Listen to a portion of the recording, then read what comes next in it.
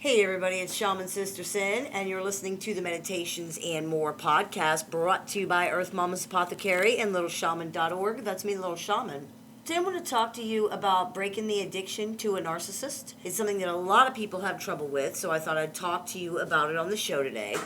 Dealing with narcissistic people is traumatic on many levels, mentally, emotionally, sometimes physically, and even sexually. Personal or intimate relationships of any kind with this type of person are usually very inconsistent. Whether it's a spouse or a parent or a friend or a sibling, there is love bombing followed by abuse, followed by more love bombing, followed by more abuse. This cycle may continue for years. This type of repetitive inconsistency often results in what's called a trauma bond. When we become upset or stressed, such as when we're angry, our body starts dumping chemicals into our system like adrenaline and cortisol and endorphins. In a relationship like the kind experienced with most pathologically narcissistic people, these chemicals are triggered frequently. In most abusive relationships, after the abuse, there's usually a period of idealization and good times. During these times, the body also dumps chemicals into our system such as dopamine and more endorphins. Over time, the body starts to become habituated and even dependent after a fashion on this cycle and the resulting chemicals like an addiction. This cycle is called an arousal jag. The habituation to this cycle and the trauma bonds you to the abuser, making it very difficult to leave the relationship even when you don't love or even like this person anymore. Trauma bonds should not be underestimated. They are powerful and take time and deliberate action to break, just like any other addiction. The important thing to remember is that it is an addiction to the cycle, not the person.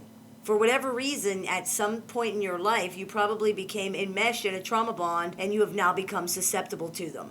Maybe you had a trauma bond with a parent. Maybe the narcissist you're having trouble with right now is your parent. Addiction creates new pathways in the brain, and it's likely that the addiction to the drama cycle, and therefore the narcissist, is no different. That pathway will always be there. And if something triggers it, it can become a problem again. This is why, for example, people who have narcissistic parents end up in narcissistic marriages. This is the path they know. You can think of these neural pathways in your brain as like a trail in the woods. When you first start using a trail, it's rough going. It's not defined. There are weeds and rocks and things everywhere. The more you use the trail, the easier it will become to use. It gets smoother. It gets more compact. It becomes your preferred pathway because it's the one you are most used to using. This is what happens during addiction. The path has been created and you're walking it every day. When the drug is removed from the equation, such as when you leave the narcissistic person and you're not engaged in the drama cycle anymore, you're trying to carve out a different path. And it's hard. You've got your machete out and you're cutting away at the vines and the thorns, but man, it just seems like you're getting nowhere. Well, you are getting somewhere. Our brains are extremely adaptable. They can adapt to almost anything we throw at them, and though it doesn't happen right away, your brain will adapt to the new pathway you're building.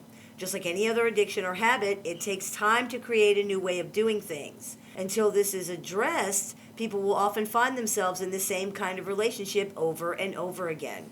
Addiction to the drama cycle can create a situation where a person is actually unable to feel satisfied or fulfilled by a relationship unless there's drama involved. They can feel bored or unloved in, quote, normal or non-abusive relationships where there is no arousal jag. This is, of course, unhealthy and damaging, so addressing the addiction to drama and the reasons behind it is very important.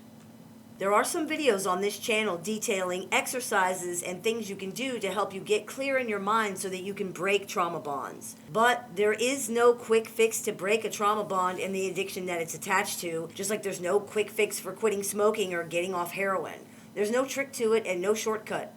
There's no way to avoid the work and be successful.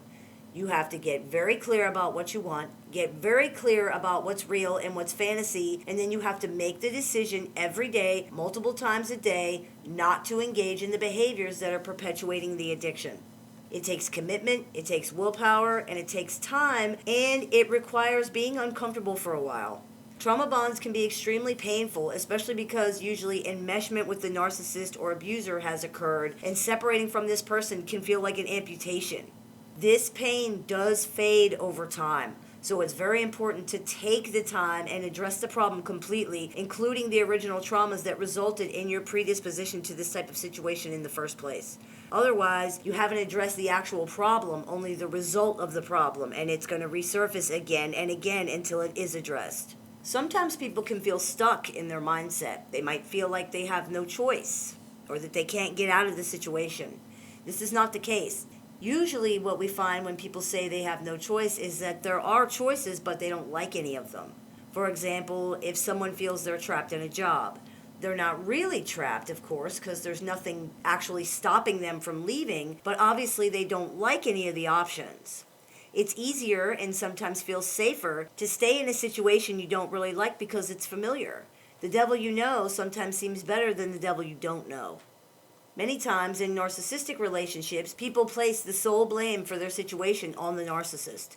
Now, it's certainly true that narcissists are 100% to blame for their own bad behavior, but they are not responsible for anyone else's actions, tempting as it is to blame them. We are all responsible for our own actions, and even if it's embarrassing or hard to admit, we cannot be afraid to take this responsibility. If we are, we can't change anything. Pathologically narcissistic people do not change or grow precisely because they refuse to take responsibility for anything. And in doing so, they render themselves completely helpless in their own lives. You are not helpless. You can live intentionally. You can take responsibility for your own actions so that you can learn what you could have done differently and have a better, stronger future where you're not controlled by your past, your traumas, or your negative emotions. It's called soul work, and you're all doing it right now. That is something narcissists probably never be able to do. I hope this clears a few things up for you. As always, I look forward to your comments, questions, and suggestions, so please keep those coming.